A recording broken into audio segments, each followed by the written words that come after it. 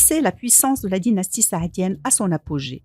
Son règne de 25 ans est marqué par la conquête du Soudan, par la neutralisation des Ottomans et surtout par l'éclatante victoire de la bataille d'Oued el-Makhazin contre les Portugais, dont le retentissant triomphe a marqué toute la Méditerranée et imposé le Maroc en tant que nation forte.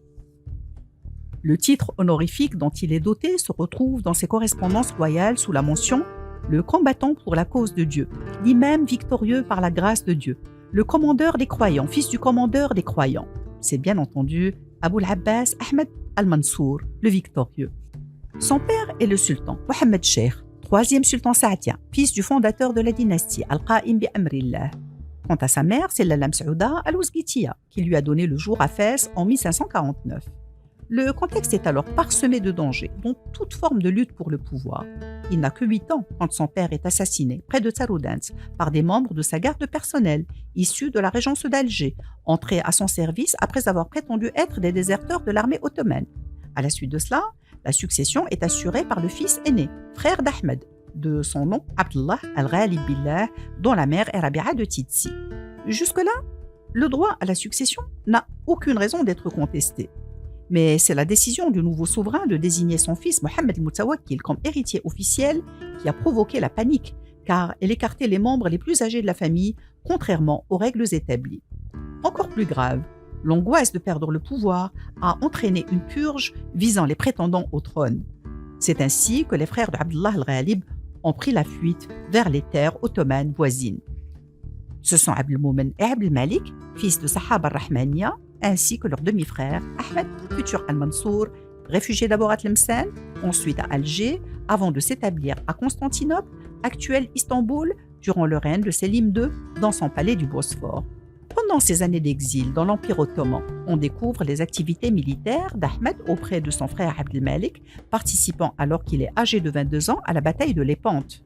Celle-ci avait opposé en 1571 la flotte ottomane à la coalition chrétienne appelée flotte de la Sainte Ligue.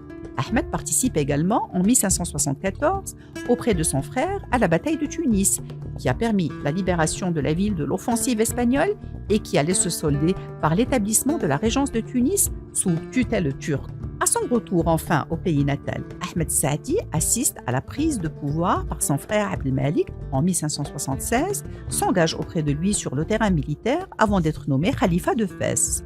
Quant au neveu déchu, Al-Mutawakkil, qui a perdu plusieurs batailles à Oued el-Ben dans la région de Salé ou dans le Souss, il est allé se réfugier au Portugal, demandant le soutien du roi Don Sébastien, qui est bien heureux d'entreprendre une telle expédition à l'allure de croisade. C'est dans ce contexte que se déroule l'éclatante bataille d'Oued el-Makhazin aux nombreuses conséquences à l'intérieur et à l'extérieur du royaume.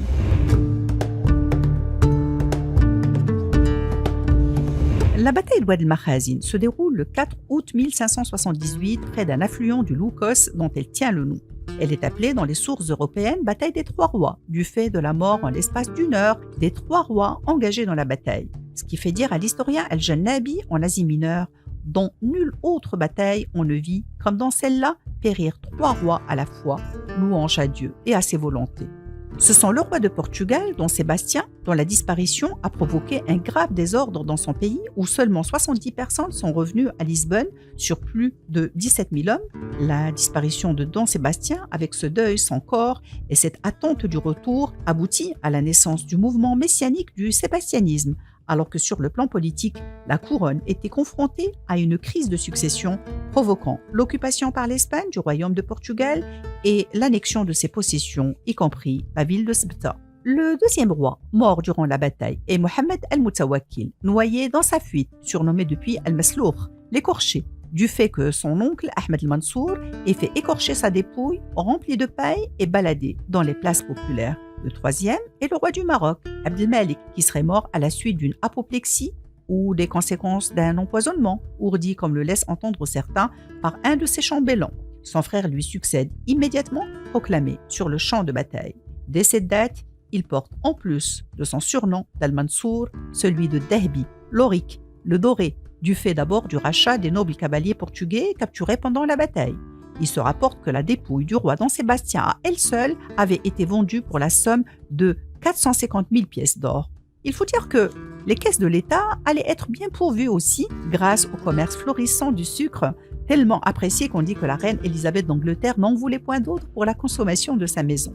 Que dire de tous ces ors qui transitaient par le royaume ainsi que la conquête de Bilad Soudan.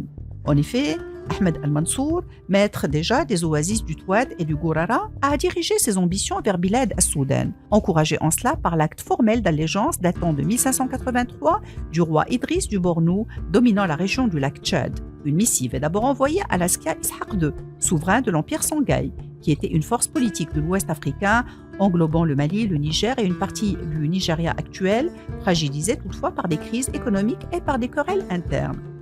La lettre exigeait des redevances sur la mine de sel de Zarza, partant d'un principe juridique appuyé par quelques jurisconsultes que la disposition de la mine revenait au guide de la communauté.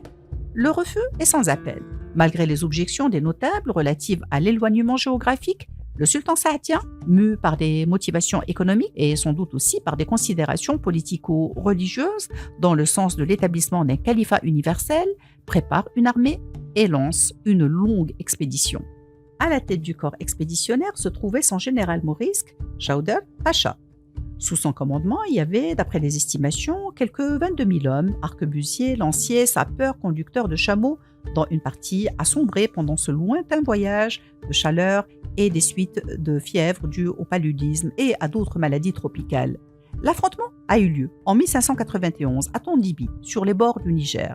C'est ainsi que Chowdhury, fort de l'usage de l'armement à feu, écrase l'armée d'Ishaq II, pourtant nombreuse avec ses 30 000 fantassins et 10 000 cavaliers, sans oublier des vaches placées en première ligne, terrorisées par les feux de mousqueterie et provoquant une débandade inverse au but escompté.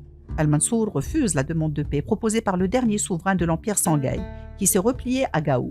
Furieux, le souverain marocain envoie sur place un autre corps expéditionnaire commandé par Mahmoud ibn Zarqoun qui remporte une victoire près de Bamba le 14 octobre 1591 et finit de rattacher le territoire de la boucle du Niger au Maroc.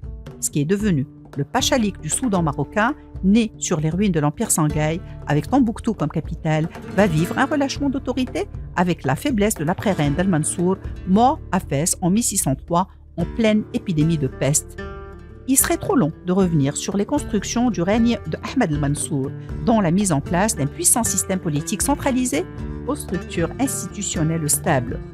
Parmi les nombreuses marques de splendeur de son règne se trouve le chef-d'œuvre de la Renaissance saadienne qu'est le sublime, l'incomparable, l'unique, le Palais Bedia à Marrakech. Avec ses 360 salles, ses 500 colonnes de marbre de Carrare, ses dizaines de fontaines, le Palais Bedia avait vu s'activer pendant 15 années des milliers d'artistes marocains et d'autres venus de multiples contrées. Il avait employé des matériaux comme l'or et l'ivoire du Soudan, le marbre d'Italie payé son poids en sucre de canne, l'onyx en provenance de France, le granit d'Irlande, le porphyre de l'Inde, le jade de Chine. On raconte, mais Dieu seul sait si ces propos sont vrais, que lorsque le sultan Ahmed al-Mansour al-Dahbi avait demandé à ses courtisans ce qu'ils pensaient de son fastueux palais lors d'une féerique cérémonie, un de ses bouffons aurait répondu en présence des dignitaires du royaume et d'ambassadeurs étrangers: « Quand il sera démoli, il fera un gros tas de pierres. »